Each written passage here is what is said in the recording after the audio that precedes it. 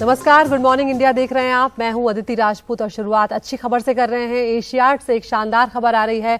भारत को पहला gold medal Asiad में मिल गया है। 10 metre air rifle team event में भारत को ये गोल्ड हासिल हुआ है। दिव्यांश पवार, रुद्राक्ष पाटिल, ऐश्वर्य तोमर को ये गोल्ड मिला है। 10 मीटर एयर राइफल में जो भारत ने रिकॉर्ड बना लिया है। और हम सीधा रुख कर रहे हैं हमारे स्पोर्ट्स एडिटर विमल मोहन का। विमल, हम कल ही बात कर रहे थे कि जल्द ही गोल्ड आने वाला है और अब आज वो खुशखबरी आ ही गई। हाँ बिल्कुल। और अभी तो ये सिलसिला शुरू हुआ है। बहुत सारे आएंगे, कल आ सकता था, आया नहीं, लेकिन अगले 12-14 दिन हर रोज आप कम से कम कुछ ना कुछ गोल्ड मेडल की उम्मीद करेंगे। और इन दोनों ने जो तीनों ही खिलाड़ी, उन्होंने शानदार प्रदर्शन किया, एशियन गेम्स का रिकॉर्ड बनाया, वर्ल्ड रिकॉर्ड बनाया है। और बड़ी बात यह है कि दिव्यांश और ऐश्वर्य जो है, रुद्रांश और ऐश्वर्य जो है वो फाइनल के लिए क्वालिफाई कर गए हैं। इसका मतलब है क्योंकि अब जब फाइनल में ये जाएंगे तो इनका स्कोर जो उन्होंने 1837 से ज्यादा स्कोर जो बनाया है वो सारा स्कोर 0 हो जाता है। फाइनल की जो प्रक्रिया होती है वहां आप 0 से स्टार्ट करते हैं। अब हर एक खिलाड़ी 8 जो खिलाड़ी होंगे जिनमें 2 इंडियन होंगे, तो वो दोनों खिलाड़ी, वो सारे खिलाड़ी बराबर हैं। अब यहाँ से फाइनल में आपको 0 से स्टार्ट करके, जैसे ओलंपिक्स में हमने देखा था अभिनव बिंद्रा का। और इत्तेफाकन मैं बताऊं कि अभिनव बिंद्रा और गगन नारंग जैसे खिलाड़ी भी एशियाड में गोल्ड नहीं जीत सके। तो ये इतिहास बना है जो इन्होंने ओलंपिक का गोल्ड उनके नाम हासिल है। पता कितना टफ होता है एशियन गेम्स या वर्ल्ड चैंपियनशिप, एक लेवल का होता है। चाइना के शूटर होते हैं और टॉप शूटर्स होते हैं, इंडिया को टॉप में माना जाता है, तो बहुत ही डिफिकल्ट होता है ये। और उस लिहाज से देखें तो ये बहुत बड़ी कामयाबी है। रुद्रांश के बारे में बताऊं तो वो रुद्रांश के मदर फादर दोनों IPS ऑफिसर हैं मुंबई में, और ऐश्वर्य जो है वो मध्य प्रदेश से आते हैं, जहाँ से आप आती हैं। और रुद्रांश जो है वो ऐश्वर्य और ये तीसरे शूटर जो वो राजस्थान के हैं। तो एक पैन इंडियन रिप्रेजेंटेशन है यहाँ पे, और बहुत बड़ी बात है जिस तरह की कामयाबी इन्होंने हासिल। बिल्कुल, जिस तरह से आपने बताया एक खिलाड़ी के बारे में, विमल और जो खिलाड़ी हैं ऐश्वर्य तोमर और दिव्यांश, उनके बारे में भी बताएं। देखिए, ऐश्वर्य मध्य प्रदेश से आते हैं, टॉप शूटर हैं। बाकी जो दोनों खिलाड़ी हैं, रुद्रांश पैंडेमिक के बाद आए हैं, लेकिन बाकी दोनों खिलाड़ी जो है टोक्यो ओलंपिक्स में ये लोग गए थे। रुद्रांश टोक्यो में नहीं गए थे, उनका ये पहला एशियन गेम्स है। तो और रुद्रांश के बारे में कि वो काफी टॉप क्लास शूटर है। पैंडेमिक में इन्होंने जो ऑनलाइन शूटिंग होती है, एक indianshooting.com के CEO हैं, वो भी शूटिंग करवाते हैं, शिमोन शरीफ, वो भी बहुत सारी शूटिंग इस तरह की करवाते हैं। तो ऑनलाइन शूटिंग का पैंडेमिक में इन्होंने काफी इस्तेमाल किया। और यंग शूटर्स हैं ये, स्ट्रॉन्ग शूटर्स हैं, जिसको कहा जाता है कि मतलब स्ट्रॉन्ग शूटर्स कहने का मतलब होता है कि मेंटली बहुत स्ट्रॉन्ग होते हैं, प्रैक्टिस होता है। और अगर राइफल शूटिंग की बात होती है तो उनका हैंड और जो ब्रीदिंग कंट्रोल है उस पर बहुत ज्यादा वर्क किया होता है, क्योंकि शूटिंग जितना आसान दिखता है वैसा होता नहीं है। इसमें बहुत सारी इंजरी होती है जब आप खड़े होते हैं लगातार 1.5 घंटे तक। एक खासकर राइफल शूटिंग में एक तरह का आपको ये जो ड्रेस पहननी होती है उसमें आपको बैक स्ट्रेट रखना होता है, नी स्ट्रेट रखना होता है। तो बहुत टफ होता है ये। इतना जो दिखता है आसान कि आप गए, आपने शूट किया और चले, और क्योंकि स्कोर बहुत हाई होता है वर्ल्ड लेवल में। राइफल शूटिंग बहुत जगह, अब इंडिया में कितनी सारी अकेडमी खुल गई है। इंडिया में ही कम्पीट करना, जब मैं 20 साल पहले कवर करता था तो 500 शूटर नहीं आते थे, आज 2500 नेशनल्स में आते हैं। तो इंडिया में ही कम्पीट करना बहुत मुश्किल है। चाइना इसमें माना गया है, जाना माना।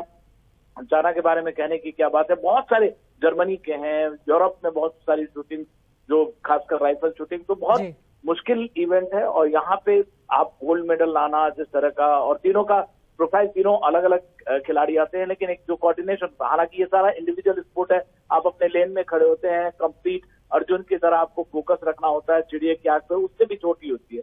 10 मीटर का फासला होता है, और आपकी आंख की जो पुत्तियां होती हैं उसको आपको हिट करने की जरूरत होती है करीब करीब, क्योंकि 10.9 तक होता है। केवल ये नहीं कि आपने जो बुल आई है, बुल आई में आपने जाके हिट किया तो आपको 10 पॉइंट होगा, लेकिन आप जितना क्लोज जाएंगे, जैसे आंख की पुत्ती के बारे में मैं कह रहा था, वहां तक जाएंगे तो 10.1, 10.2, 10.3 करके आप जाते हैं। जैसे आपको याद होगा अभिनव बिंद्रा ने अपना लास्ट स्कोर 10.8 किया था, जिसमें उन्हें गोल्ड मिला। तो वो बहुत, बाकी जब फाइनल होगा तो वहां पे एक 0.9 तक जो है वो क्रूशियल हो जाएगा। उस लिहाज से देखिए, ये दोनों खिलाड़ी बहुत ही मजबूत है, मतलब मेंटली तैयार हुआ है, और इस बार बहुत नई टेक्निक का भी इन्होंने इस्तेमाल।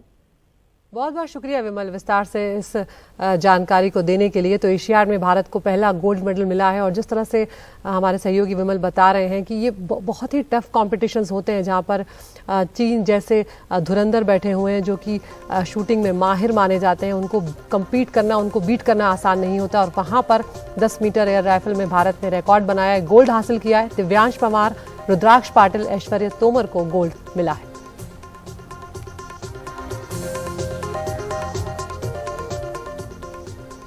आगे बढ़ रहे हैं तो खिलाड़ी तो हमारे नाम कमा रहे हैं, लेकिन जो हमारे नेता हैं वो कहीं ना कहीं हमें शर्मसार करते हुए नजर आ रहे हैं और लगातार एक के बाद एक कई ऐसे बिगड़े बोल नेताओं के अब सामने आ रहे हैं। देश की नई संसद का पहला सत्र अच्छा खासा चल रहा था, लेकिन सत्र के आखिरी दिन लोकसभा में चल रही बहस के दौरान बीजेपी सांसद रमेश बिदूड़ी ने बीएसपी सांसद दानिश अली के खिलाफ जिस तरह के अभद्र और अमर्यादित शब्दों का इस्तेमाल किया, उससे संसद की गरिमा को गहरी चोट पहुंची। बीजेपी ने बिदूड़ी को कारण बताओ नोटिस जारी कर 15 दिनों में उनसे जवाब मांगा। रक्षा मंत्री राजनाथ सिंह ने घटना को लेकर खेद भी जताया। रमेश बिदूड़ी के मामले पर बीएसपी सांसद दानिश अली ने प्रेस कॉन्फ्रेंस की और कहा कि बिदूड़ी की टिप्पणी के बाद से उन्हें फोन पर धमकियां मिल रही हैं। उन्होंने कहा कि मेरी लिंचिंग की साजिश की जा रही है। सुनवाते हैं आपको दानिश अली ने क्या कुछ कहा है। वर्बल लिंचिंग तो संसद के अंदर मेरी हो गई, और ये जो कॉन्स्पिरेसी के तहत जिस तरीके के निराधार आरोप लगा करके मीडिया के माध्यम से घुमाया जा रहा है, मेरा ये गंभीर आरोप है कि ये अब मेरी लिंचिंग कराना चाहते हैं, ये मेरी हत्या कराना चाहते हैं, ये उकसा रहे हैं लोगों को कि मैंने देश के प्रधानमंत्री के बारे में ऐसा बोला। इसकी जिम्मेदारी मैं आज आपके माध्यम से, मीडिया के माध्यम से, क्योंकि मेरे पास जब से इन्होंने किया है, मेरे मोबाइल पे भी बड़ी तादाद में धमकी भरे मैसेजेस आ रहे हैं। मैं तो चैलेंज कर रहा हूं, मैं तो आदरणीय स्पीकर महोदय से गुजारिश करूंगा कि जो निशिकांत दुबे ने आरोप लगाया है मेरे ऊपर, वो उसको प्रमाणित करें। अदरवाइज ये और एक और प्रिविलेज का मामला बनता है। निशिकांत दुबे के खिलाफ जो है ये एक और प्रिविलेज का मामला बनता है कि निराधार आरोप लगाना, और मैं इसकी शिकायत करूंगा।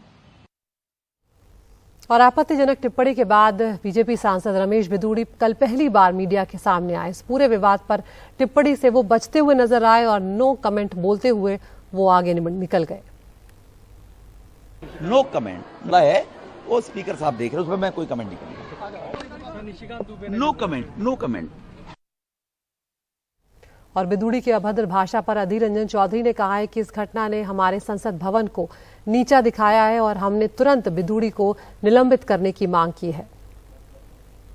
मेरा तरफ से, कांग्रेस पार्टी की तरफ से हम लोग स्पीकर साहब को चिट्ठी लिख के हैं, आपत्ति जताई है, और ये जो भद्दे बातें किए गए हैं वो भी सदन के अंदर सारे हमारे पार्लियामेंट की परंपरा को जिस तरीके से ये अपमान कर चुके हैं, नीचा दिखाने की कोशिश किए हैं, हम इसके विरोध करते हैं, पुरजोर विरोध किए भी हैं। और स्पीकर साहब से हमें ये भी मांग किए हैं जी, ये सारे मुद्दे को प्रिविलेज कमेटी में भेजा जाए और ये जो मेंबर इसको इसी वक्त इसको निलंबित किया जाए, ये हमारी तरफ से मांग रखे गए हैं। तो मर्यादा भूलते हमारे जनता के प्रतिनिधि। तो ये मामला बिदूड़ी की आपत्तिजनक टिप्पणी का अभी ठंडा भी नहीं हुआ है कि हरियाणा कांग्रेस के प्रमुख उदय भान ने भी मर्यादा की सीमाएं लांघ दी हैं। उन्होंने प्रधानमंत्री नरेंद्र मोदी और हरियाणा के मुख्यमंत्री मनोहर लाल खट्टर के लिए आपत्तिजनक, अपमानजनक शब्दों का इस्तेमाल किया है। साथ ही माफी मांगने से इनकार भी कर दिया। उनके शब्द ऐसे हैं जो सुनवाए भी नहीं जा सकते हैं।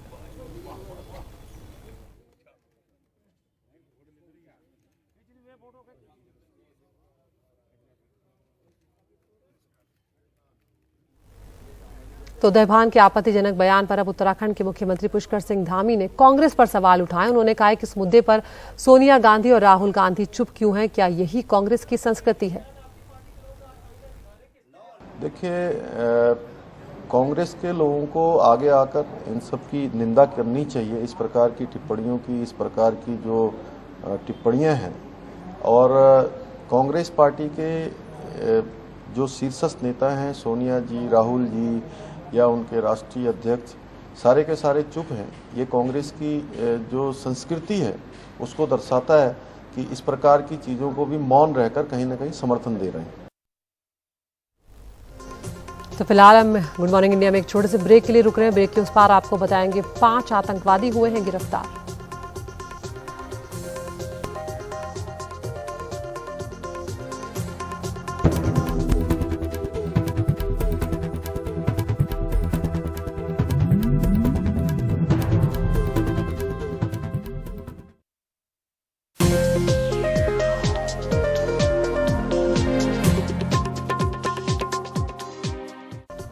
और खबर जम्मू कश्मीर से, जहां पर पुलिस ने सुरक्षा बलों के साथ मिलकर कुलगाम में प्रतिबंधित आतंकी संगठन लश्कर ए तैयबा के 5 आतंकवादियों को गिरफ्तार करके 2 हाइब्रिड मॉड्यूल का भांडाफोड़ किया है। उनके कब्जे से भारी मात्रा में हथियार और गोला बारूद भी बरामद किया गया है। यह ऑपरेशन कुलगाम पुलिस ने सेना और सीआरपीएफ के साथ मिलकर चलाया। जानकारी के मुताबिक गिरफ्तार आतंकियों के पास से 2 pistol, 3 hand grenade, 1 UBGL, 2 pistol magazine, 12 pistol lined और 21 AK-47 राउंड समेत कई आपत्तिजनक सामग्रियां जब्त की गई हैं।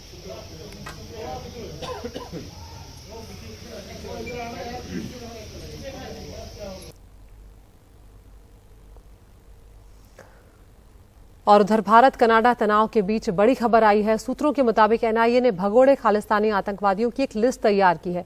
एनआईए की इस लिस्ट में 19 खालिस्तानी आतंकियों के नाम हैं, जिन्होंने अलग अलग देशों में, विदेशों में पनाह ले रखी है। अमेरिका, कनाडा, पाकिस्तान, ब्रिटेन समेत कई देशों में रह रहे इन आतंकियों की संपत्ति अब जब्त की जाएगी। यूएपीए के सेक्शन 33(5) के तहत ये संपत्ति जब्त होगी। एनआईए सूत्रों के मुताबिक ये खालिस्तानी आतंकी भारत के खिलाफ एंटी इंडिया प्रोपेगेंडा चला रहे हैं। एनआईए की इस लिस्ट में परमजीत सिंह पम्मा है, जो यूके में है, वाधवा सिंह है, कुलवंत सिंह मुठड़ा है, वो भी यूके में है, जेएस धालीवाल है जो अमेरिका में है, सुखपाल सिंह जो ब्रिटेन में है, रणजीत सिंह पाकिस्तान में, जतिंदर सिंह ग्रेवाल कनाडा समेत कुल 19 खालिस्तानी आतंकियों के नाम एनआईए की इस लिस्ट में है, ऐसी जानकारी मिल रही है।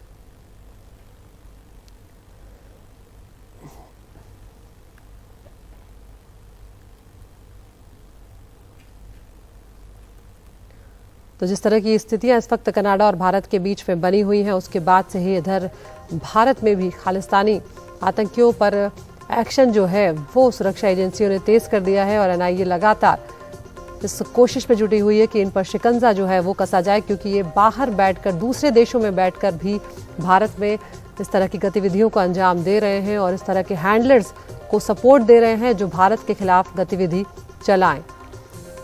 अब इन आतंकियों की लिस्ट तैयार की गई है और इनकी संपत्तियां अब जब्त की जाएंगी। वायुसेना की ताकत और बढ़ने वाली है। Air chief marshal VR Chaudhary ने जानकारी दी है कि वायुसेना 100 नए तेजस विमान खरीदेगी। तेजस पुराने MiG-21 लड़ाकू विमान की जगह ले लेगा और इस ऑर्डर से देश की जो एरोस्पेस इंडस्ट्री है उसे भी फायदा होगा। पूरी जानकारी विस्तार से दे रहे हैं हमारे सहयोगी राजीव रंजन। भारतीय वायुसेना के प्रमुख air chief marshal VR Chaudhary ने कहा है कि वायुसेना के लिए 100 light combat aircraft Tejas mark 1A लिए जाएंगे। इससे पहले वायुसेना 40 और उसके बाद 2021 में 83 लड़ाकू विमानों के लिए HAL को ऑर्डर दे चुकी है। HAL यानी हिंदुस्तान एरोनॉटिक लिमिटेड देश की कंपनी है, सरकारी कंपनी है जो फाइटर और हेलीकॉप्टर बनाती है।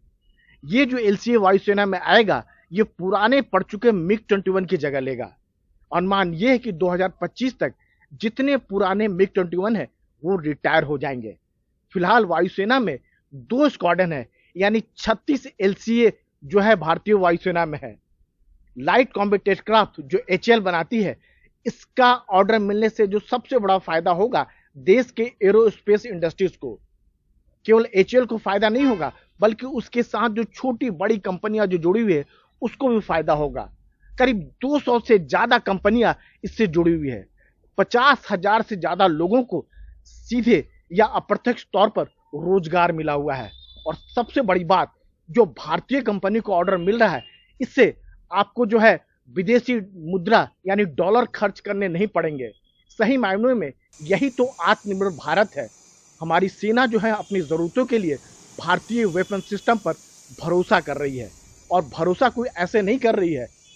ये जो HAL जो है, ये जो LCA जो बनाती है, इसे दुनिया का अपने कैटेगरी का सबसे बेहतरीन लड़ाकू विमान कहा जाता है। बहुत हल्का है, जो अटैक भी कर सकता है यानी हमला भी कर सकता है, और हवा में डिफेंस भी कर सकता है। दुश्मन के रडार को अंदाजा ही नहीं होगा कि इतना छोटा एयरक्राफ्ट जो है उनकी सीमा में घुस गया, उनको हमला कर दिया, उनको बर्बाद कर दिया। वजन की बात करें तो करीब 6500 किलो इस जहाज का वजन है। लेकिन जब टेक ऑफ की बात करें, मैक्सिमम टेक ऑफ जो वेपन के साथ जो कैरी कर सकता है वेट, वो करीब 13,500 किलो का है। और जरूरत के मुताबिक हम इसमें जो है वेपन सिस्टम लगा सकते हैं। इसमें 9 हार्ड पॉइंट बनाए गए हैं। जैसा जरूरत हो, रडार की जरूरत हो, बम की जरूरत हो, मिसाइल की जरूरत हो, इस जो 8 या 9 जो पॉइंट बनाए गए हैं, इसमें आप लगा सकते हैं।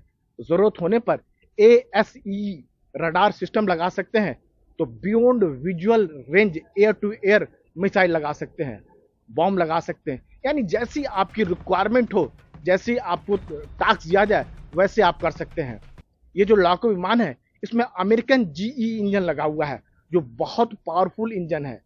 4.5 जनरेशन का ये एयरक्राफ्ट है, यानी हर चुनौती का सामना करने में सक्षम है।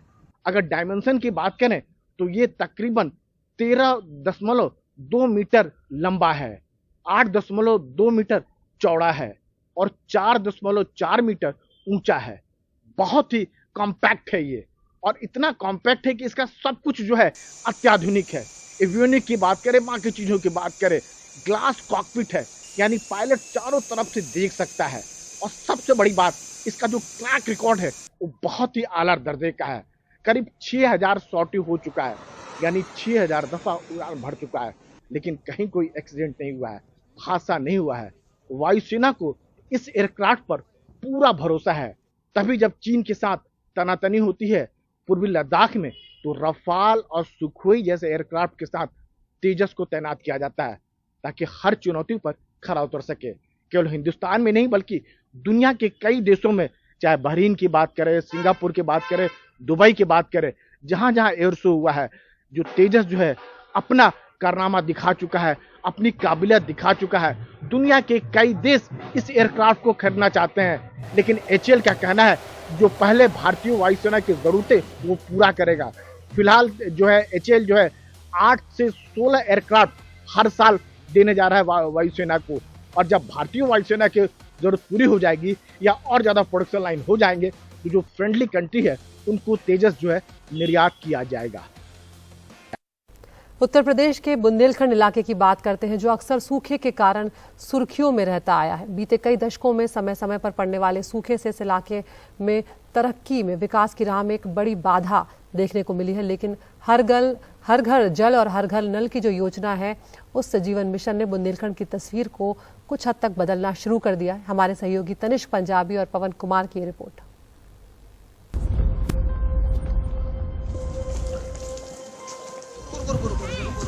पढ़ाई को नुकसान हो, प्यासे थोड़ी रहेंगे, पानी तो ले जाने पड़ेगा यहाँ से। खारा पानी है, बोध नहीं होता है, बहुत खारा पानी है। पहले पानी लेने मतलब नल में जाना पड़ता था, लेकिन योगी आदित्यनाथ जी ने काफी अच्छा किया कि घर घर पानी आ रहा है।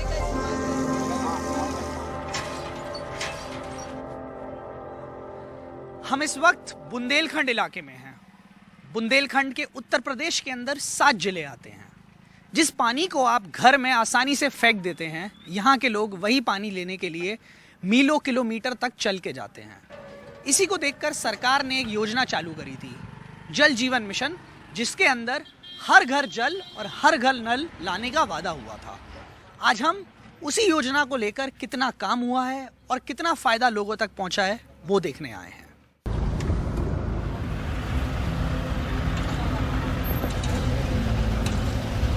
बुंदेलखंड इलाके का महोबा देश के सबसे पिछड़े जिलों में से एक है। यहाँ का हर घर पीने के पानी के लिए जद्दोजहद करता दिखता है। यहाँ के शिवहर गांव के 1000 से ज्यादा निवासियों के लिए पीने का साफ पानी हासिल करना रोजमर्रा की चुनौती है। इन हालात में सभी को पीने का साफ पानी उपलब्ध कराने से जुड़ी केंद्र सरकार की योजना जल जीवन मिशन यहाँ अब रंग लाती दिख रही है। साधना के परिवार में 6 लोग हैं। सालों से उन्हें पीने के पानी के लिए कई किलोमीटर दूर जाना पड़ता था।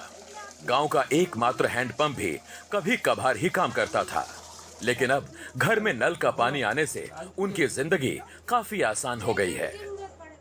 पानी की वजह से काफी सुविधाएं होने लगी, क्योंकि पानी अगर खराब हो जाता था नल का तो काफी दूर चल के जाना पड़ता, 4-6 बार लग जाना पड़ता तो आने जाने में प्रॉब्लम होती, थक जाते थे। अब पानी घर में आने लगा तो उस वजह से ज्यादा दूर चलना नहीं पड़ता, तो घर में इस्तेमाल होता है तो उस हिसाब से पानी भी खर्च होता है। 2019 में पानी के लिए जूझते महोबा के गांव में सिर्फ 1600 घरों में पानी का कनेक्शन था। सरकारी आंकड़ों के मुताबिक 4 साल बाद अब महोबा के गांव के 98% घरों में पानी का कनेक्शन है। इसका असर यहां की ग्रामीण जिंदगी पर साफ दिख रहा है। खराब पानी भी था, कीटाणु भी आती थी और कहीं कहीं कुआं रीच जाते थे तो गर्मियों में ज़्यादा दिक्कत होती थी। सुबह ना गए भरने तो सारा दिन पर पानी भी ना मिलता था किसी को। इससे 4 बजे सवेरे गर्मियों में जाने पड़ता था भरसर भरने। यदि 4 बजे जो ना पहुंचा 5 बजे तो उसको पीने के लिए पानी बड़ी प्रॉब्लम होती थी। सर पहले जैसे बाहर भरने जाती थी, पढ़ाई के समय में नहीं रीच पाती थी, खाना भी समय से नहीं बना पाती थी। अब यहाँ से पानी भरने गई कुआं में, तो कुआं में जब पानी भरने जाती थी, जब घाट खाली हो जाएगा, जब भरती थी खड़ी रहती थी आधा घंटा, 15 मिनट, 20 मिनट भी। इसके बाद में लेट हो जाती थी तो पढ़ाई की टाइम पर समय से नहीं सर रीच पाती थी। छन के पानी आता है और कीटाणु भी नहीं है, पानी पाचक है। पहले का पानी था तो खारा भी था। पानी है तो जीवन है। पहले पानी लेने मतलब नल में जाना पड़ता था, लेकिन एक ही नल था इस मतलब पूरे माहौल में। अच्छा। तो इसलिए बहुत दूर से बहुत परेशानी पड़ती थी। काफी अच्छा किया कि घर घर पानी आ रहा है, तो काफी मतलब सही रहा उसमें। बुंदेलखंड सबसे लंबे समय तक पानी की सबसे ज्यादा कमी वाला क्षेत्र रहा है। आपने यहाँ ट्रेनों से पानी आने की कहानियां सुनी होंगी। यहाँ पानी की उपलब्धता बेहद खराब रही है। लोग दूर दराज से पानी लाते थे, इसलिए हमने बुंदेलखंड से शुरुआत की। ये क्षेत्र पानी का सबसे ज्यादा हकदार था। जल जीवन मिशन के तहत उत्तर प्रदेश के बुंदेलखंड और विंध्य इलाके के 9 जिलों में 41 जगहों पर वाटर ट्रीटमेंट प्लांट लगाए गए हैं। ये वाटर ट्रीटमेंट प्लांट जल जीवन मिशन की जान साबित हुए हैं। इससे न सिर्फ हर घर पानी पहुंच रहा है, बल्कि वो पीने के लिए सुरक्षित भी है। महोबा डिस्ट्रिक्ट के अंदर शिवहर वाटर ट्रीटमेंट प्लांट, इससे लगभग 60 से ऊपर गांवों को पानी जाता है। इसका मतलब यानी कि 1 से 1.25 लाख लोगों को शुद्ध पीने का पानी मिलता है। सर ये जो हमारा प्लांट है सर, इसकी डिजाइन हुई है 24 मिलियन लीटर पर डे के हिसाब से। ये 2038 तक हमारी 14 MLD की डिमांड है सर, तो उतनी हम अभी सप्लाई कर पा रहे हैं। और ट्रीटेड वाटर मिलना थोड़ा चैलेंजिंग था सर उनके लिए, तो सरकार के हिसाब से इसको इसीलिए डिज़ाइन किया गया क्योंकि वो जो नहर का पानी पीते थे, नदी का पानी पीते थे, डैम का पानी पीते थे और जो हैंडपम्प्स का पानी पीते थे जहाँ भी अवेलेबल था, तो अभी ये चूँकि हम उनको पूरा ट्रीटेड पोर्टेबल वाटर IS 10,500 के हिसाब से दे रहे हैं, तो यकीनन उनका जो लाइफस्टाइल है उसमें सुधार आएगा सर। सरकार का दावा है कि इन वाटर ट्रीटमेंट प्लांट्स में साफ पानी के लिए आधुनिकतम तकनीक का इस्तेमाल किया गया है। यहाँ से घरों तक जाने वाला पानी पीने के लिए पूरी तरह साफ और सुरक्षित होता है। जितनी हम जैसे बूंद मिलाते हैं तो 10 का गुणा करते हैं इसमें, तो इससे पता चल जाता है कि हमारा पानी कैसा है। जैसे कि हम पीने का साफ पानी उपलब्ध कराने के अलावा जल जीवन मिशन रोजगार के नए मौके भी लेकर आया है, खासकर महिलाओं के लिए। हर गांव की 5 महिलाओं को फील्ड टेस्टिंग किट दी गई है और इनके जरिए ये महिलाएं पानी की गुणवत्ता पर निगाह रखती हैं। ये महिलाएं हर रोज करीब 11 टेस्ट करती हैं और हर टेस्ट के लिए उन्हें 20 रुपए दिए जाते हैं। ये पैसे से ये है कि जो एक तो हमारी जो बीमारियों में छुटकारा पाया है, जो पैसा हमारा बीमारियों में खर्च होता था वो पैसा हम घर पे खर्च कर पा रहे हैं। जैसे कि हम अपने बच्चों को जैसे स्कूल की फीस भर पा रहे हैं, अदरवाइज़ हमें जैसे कुछ लेना है घर के घरेलू सामान वो भी ले पा रहे हैं। जो पैसा अगर हमारा अस्पतालों में हर महीने जाता था वो पैसा हमारा बच रहा है। वो आर्थिक स्थिति में बहुत सुधार आया है, स्वाभिमान है, गर्व है हमें। लेकिन जल जीवन मिशन की इस कामयाबी के बावजूद चुनौतियां बनी हुई हैं। बुंदेलखंड के कई इलाकों में पानी के कनेक्शन बहुत तेजी से बढ़े हैं। फिर भी कई गांव वालों का दावा है कि उनके यहां तक पाइपलाइन पहुंची है, लेकिन नल अब भी नहीं लगे हैं। अगर नल लगे भी हैं तो उनमें अभी पानी नहीं आ रहा। उटिया गांव की रामदेवी के परिवार में 5 लोग हैं। उन्हें आज भी हर सुबह पानी के लिए 20 मिनट चलना पड़ता है। ये तब है जब उनके घर में नल लगा हुआ है। हमारे यहाँ टोटी लगी है, इसमें पानी नहीं चढ़ रहा है हमारे यहाँ। अब यही दिक्कत है कि खारा पानी में नहाओ, ना कपड़ा धुलते हैं खारे पानी में, ना साबुन लगता है। मीठो पानी इतने दूर से टीबे भर कर ले जा, नहा कर नहीं ले जा, वही खारा में नहाते हैं। रोज कितने चक्कर लगाने पड़ते हैं पानी के लिए? 2 कभी कभी 3। कभी कभी 3। तो थक नहीं जाते हो? थक जाते हैं, क्या करे। पानी तो पीने ले जाने पड़े, क्या प्यासे थोड़ी रहेंगे। थक जाए चाहे कुछ भी हो, चाहे बुखार आए चाहे पापे आए, पानी तो ले जाने पड़ेगा। हमारे बच्चे का पियेंगे, इतने छोटे छोटे हैं। हमने जब अधिकारियों तक ये शिकायत पहुंचाई तो उन्होंने कहा कि साल के आखिर तक ये समस्या ठीक कर दी जाएगी। परियोजनाएं पूरी हो चुकी हैं, ट्रायल रन हो रहे हैं और इस दौरान पानी की आपूर्ति अनियमित रहेगी। लोगों को इसकी जानकारी दे दी गई है। ऐसे मामले आते रहेंगे। हम पूरी सावधानी बरत रहे हैं। नवंबर तक ट्रायल खत्म हो जाएंगे, उसके बाद नियमित पानी मिलेगा। By November or you can say by Diwali, we shall be taking trial and shall be over, and then a regular water supply will be provided to every village. जल जीवन मिशन इस पूरे इलाके में एक बड़ा बदलाव लेकर आया है, लेकिन एक अजीब चुनौती फिर भी बनी हुई है। जागरूकता न होने की वजह से कई निवासी नल का पानी पीने की आदत अभी तक नहीं डाल पाए हैं। जल की ओर चलते हैं। हाँ, जल की ओर चलते हैं भैया। घर घर तुम्हारा समर लगा है। हाँ, समर लगा है। ऐसे में सरकार अब लोगों को साफ पानी देने के साथ साथ उसकी अहमियत बताने के लिए भी अभियान शुरू कर चुकी है, ताकि लोगों की पुरानी आदतें बदलें। इसके लिए सांस्कृतिक कार्यक्रमों, पारंपरिक गीतों और नुक्कड़ नाटकों का इस्तेमाल हो रहा है। आला यानी कि वीर रस बुंदेलखंड के इतिहास का एक बहुत ही महत्वपूर्ण हिस्सा है और जल जीवन मिशन की जागरूकता बुंदेलखंड रीजन के अंदर आला के द्वारा फैलाई जा रही है।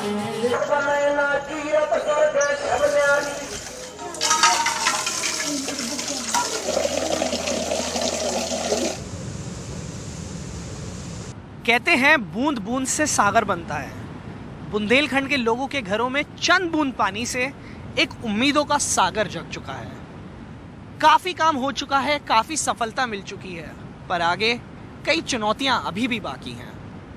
कैमरा पर्सन पवन तिवारी के साथ तनिष्क पंजाबी, NDTV।